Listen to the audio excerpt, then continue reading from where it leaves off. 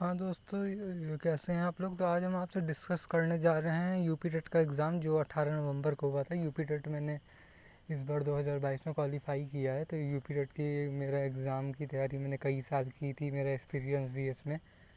तो बहरहाल क्या है कि यूपी टेट के एग्ज़ाम में क्या होता है, क्वेश्चंस पास्ट ईयर के जो होते हैं काफ़ी रिपीट होते हैं। तो आप प्रीवियस ईयर के क्वेश्चन पेपर करके जाएंगे तो उसमें से ही 150 नंबर का पेपर होता है। तो हमें लगता है 20 to 25 नंबर या फिर 15 से 20 नंबर का उसी में से आ जाएगा, क्योंकि यूपी टेट के पेपर में प्रीवियस ईयर जो क्वेश्चन होते हैं वो बहुत रिपीट होते हैं। ठीक है, तो ये जो है आपका यूपी टेट का ईवीएस का पेपर है, 2018 में हुआ 18 नवंबर को। इसका फर्स्ट क्वेश्चन देखते हैं इनमें से कौन वर्तमान राष्ट्रीय महिला आयोग की अध्यक्ष है। राष्ट्रीय महिला आयोग की फर्स्ट अध्यक्ष कौन है, इसमें मतलब वर्तमान में कौन है राष्ट्रीय महिला आयोग की अध्यक्ष। तो ये हैं दोस्तों रेखा शर्मा जी, राष्ट्रीय महिला आयोग की अध्यक्ष हैं। रेखा शर्मा हरियाणा की रहने वाली हैं। आपको बता दें प्रेजेंट में भी रेखा शर्मा जी ही हैं। ठीक है, तो वर्तमान में रेखा शर्मा राष्ट्रीय महिला आयोग के अध्यक्ष हैं। रेखा शर्मा हरियाणा की रहने वाली हैं। लोकसभा और राज्यसभा की संयुक्त बैठक किसके द्वारा आहूत की जाती है, तो ये है राष्ट्रपति के द्वारा। राष्ट्रपति भारत का प्रथम नागरिक होता है। राष्ट्रपति प्रधानमंत्री की नियुक्ति करता है तथा प्रधानमंत्री के परामर्श सेवा अन्य मंत्रियों की नियुक्ति करता है। तो राष्ट्रपति होता है प्रथम नागरिक होता है इंडिया का, और प्रधानमंत्री की नियुक्ति भी वो करता है जो प्रधानमंत्री के परामर्श से, मतलब प्रधानमंत्री की राय से उनसे डिस्कस करके वह अन्य मंत्रियों की भी नियुक्ति करता है। लोकसभा और राज्यसभा की संयुक्त बैठक राष्ट्रपति के द्वारा आहूत की जाती है। जो लोकसभा और राज्यसभा की बैठक होती है, वो जो संयुक्त बैठक होती है वो राष्ट्रपति के द्वारा बुलाई जाती है, आहूत की जाती है। राष्ट्रपति लोकसभा को भंग कर सकता है तथा संसद की संयुक्त बैठक बुला सकता है। तो जो राष्ट्रपति होता है दोस्तों, उसके पास इतनी पावर होती है कि लोकसभा को भंग भी कर सकता है और संसद की संयुक्त बैठक भी बुला सकता है। ठीक है, तो फर्स्ट नागरिक होता है। तीसरा क्वेश्चन था संविधान के किस भाग में पंचायती राज व्यवस्था संबंधी प्रावधान दिए गए हैं। तो संविधान के भाग 9 अनुच्छेद 243, ठीक है, संविधान के भाग 9 अनुच्छेद 243 तथा अनुसूची 11 में पंचायती राज व्यवस्था संबंधी प्रावधान दिए गए। तो संविधान के भाग 9 के अनुच्छेद 243 के अनुच्छेद के वो संविधान के भाग 9 में उसके भी अनुच्छेद 243 में पंचायती राज व्यवस्था संबंधी प्रावधान है, और अनुसूची 11, ठीक है, तो भाग 9 अनुच्छेद 243 और अनुसूची 11 इसमें है पंचायती राज व्यवस्था संबंधी प्रावधान। नेक्स्ट 74वें संविधान संशोधन का संबंध है। तो 74वें संविधान संशोधन का संबंध शहरी स्थानीय स्वशासन से है। ठीक है, ये संविधान संशोधन अधिनियम द्वारा शहरी स्थानीय निकायों को संवैधानिक स्थिति एवं सुरक्षा प्रदान की गई।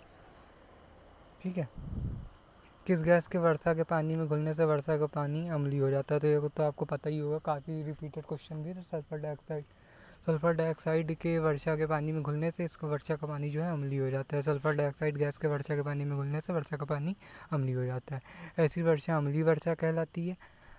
अम्ल वर्षा जलीय व स्थलीय दोनों प्रकार के जीवों को प्रभावित करती है। तो जो स्थल पे जीव रहते हैं और जो जल में रहते हैं वो दोनों को ही प्रभावित करती है। अम्लीय वर्षा जैसा कि काफ़ी नुकसानदायक होती है।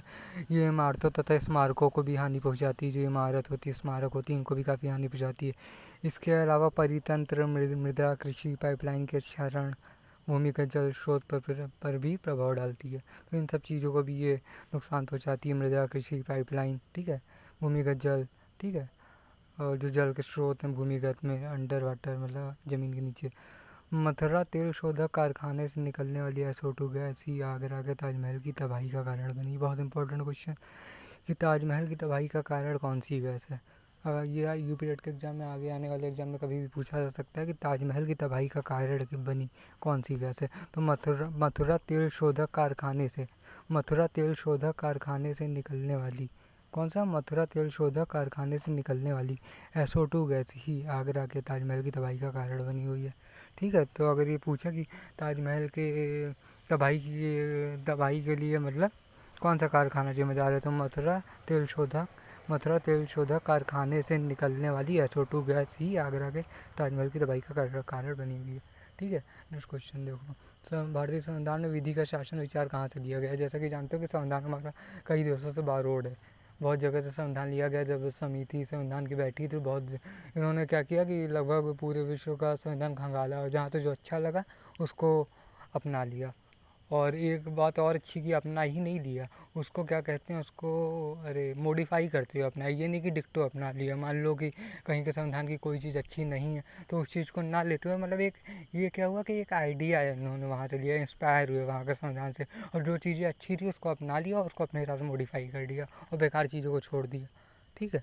तो भारतीय संविधान में विधि का शासन विचार कहाँ से लिया गया? तो भारतीय संविधान में विधि का शासन विचार इंग्लैंड से लिया गया है। ये भारतीय संविधान में विधि का शासन विचार इंग्लैंड से लिया गया है। ठीक है दोस्तों। और एक बात और ब्रिटेन से हमारे देश का वो भारत शासन अधिनियम भी लिया गया है। भारत शासन अधिनियम 1935, यूँ तो ब्रिटेन से काफ़ी सारी चीज़ें ली गई हैं, लेकिन भारत शासन अधिनियम 1935 जो है वो ब्रिटेन से लिया गया है। और ये बता दें कि भारतीय संविधान की ये एक तरह से क्या कहते हैं कि जो भारतीय संविधान का जो स्ट्रक्चर है वो भारत शासन अधिनियम 1935 पे ही फिक्स है। मतलब कई लोग तो कहते हैं कि भारतीय संविधान को वहीं से कॉपी कर लिए हैं भारत शासन अधिनियम 1935 से। ठीक है। तो भारत शासन अधिनियम 1935 ये जो है संविधान का एकदम स्ट्रक्चर है, मतलब ज़्यादातर चीज़ें इसी से ली गई हैं। आगे बढ़ते हैं। लोकसभा के चुनाव हेतु अधिसूचना कौन जारी करता है?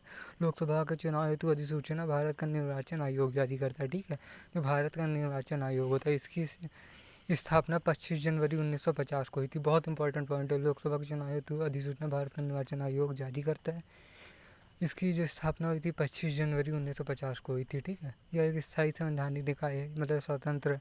इसका मुख्य कार्य मतदाता सूचियों को तैयार करवाना, राजनीतिक दलों को आरक्षित चुनाव चिन्ह प्रदान करना। मतलब इनका यही काम है कि मतदाता सूची तैयार करवाते हैं, राजनीतिक दलों को आरक्षित चुनाव चिन्ह प्रदान करते हैं, चुनाव चिन्ह प्रदान करना, चुनाव कराते हैं, राजनीतिक दलों के लिए आचार संहिता तैयार करवाते हैं। जो मतलब चुनाव के पहले आचार संहिता लग जाती है कि आप कोई काम नहीं कर सकते। ठीक है। तो ये सारा काम जो है इन्हीं का होता है, क्या नाम है इनका, निर्वाचन आयोग का होता है। और जो इसकी इस्टेब्लिशमेंट हुई थी, स्थापना हुई थी, वो 25 जनवरी 1950 को हुई थी। लोकसभा की कार्रवाई के प्रथम घंटे को कहा जाता है, तो लोकसभा की कार्रवाई के प्रथम घंटे को प्रश्नकाल कहा जाता है। ठीक है।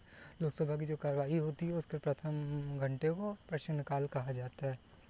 संसद का पहला घंटा प्रश्नकाल के लिए होता है। इस दौरान सदस्य प्रश्न पूछते हैं और सामान्यतः मंत्री उत्तर देते हैं। प्रश्न 3 तरह के होते हैं, तारांकित, अतारांकित तथा अल्प सूचना वाले। तो ठीक है, इंपॉर्टेंट क्वेश्चन है। लोकसभा की कार्रवाई के प्रथम घंटे को क्या कहा जाता है? तो प्रश्नकाल। ये कई बार आया है, या नहीं भी आया तो आ सकता है। संसद का पहला घंटा प्रश्नकाल के लिए होता है। इस दौरान सदस्य जो होते हैं वहाँ के प्रश्न पूछते हैं और मंत्री उसका उत्तर देते हैं। ठीक है। प्रश्न तीन टाइप के होते हैं, तारांकित, अतारांकित तथा अल्प सूचना वाले। वर्षा जल संग्रहण क्या है?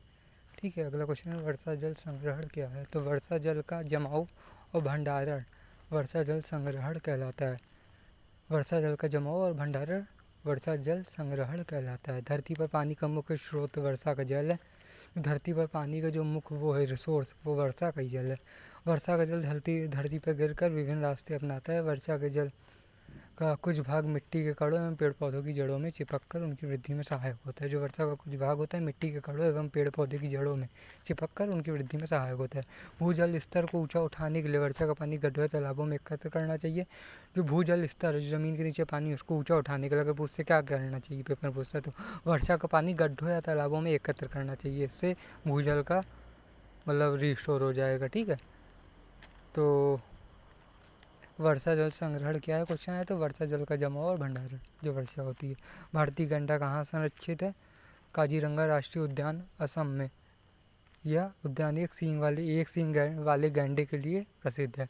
ठीक है। एक सींग वाले गैंडे के लिए क्या प्रसिद्ध है? काजीरंगा नेशनल पार्क, क्योंकि यह उद्यान एक सींग वाले गैंडे को संरक्षित करता है। तो कुल मिलाकर के मेरा कहने का एक और मैं बात कहूँगा कि जो जितने भी नेशनल पार्क हैं या राष्ट्रीय उद्यान है, ये 1 नंबर का जरूर आएगा यूपी टेट के एग्जाम में, हर बार आता है। तो इसको आप पढ़ के जाना, सारे राष्ट्रीय उद्यान, सारे नेशनल पार्क जितने भी हैं, और जितने भी डेट होती हैं, दिवस होती हैं, इसको भी ज़रूर पढ़ के जाना, ये भी आता है। और एक क्वेश्चन तो ये भी बहुत आता है कि पर्यावरण दिवस कब मनाया जाता है, इसकी थीम क्या है? तो डे और थीम भी ज़रूर आती है। तो ये सब आप कृपया करके देख के जाइएगा। ये सब ऐसे क्वेश्चन है, राष्ट्रीय उद्यान, थीम, डेट, पर्यावरण की थीम क्या थी इस बार रिसेंटली, तो इस तरह के ऐसे क्वेश्चन ये ज़रूर से पूछे जाएंगे आपके एग्ज़ाम में। तो ठीक है दोस्तों। हाँ, तो इस वीडियो में तो दोस्तों थोड़ा मेरे पास टाइम की थोड़ी कमी है, तो इस वीडियो में तो मैंने क्या कहते हैं 10 क्वेश्चन अभी डिस्कस किए हैं, जो मैं क्या कहते हैं कि अगली जो वीडियो बनाऊंगा इसमें ये 2018 के EVS के एग्ज़ाम के जो 20 क्वेश्चन बाकी हैं मैं उसको भी डिस्कस कर लूँगा। मैं जल्दी अभी दूसरी वीडियो भी अपलोड करूँगा, तो इसमें फ़िलहाल 10 ही क्वेश्चन रहने दे रहे हैं। मैं अगली वीडियो अपलोड करूँगा तो उसमें बाकी के 20 क्वेश्चन डालूँगा। आप पढ़ाई अच्छे से करें, आपका सिलेक्शन हो और खूब मेहनत से पढ़ाई करो। Thank you, bye.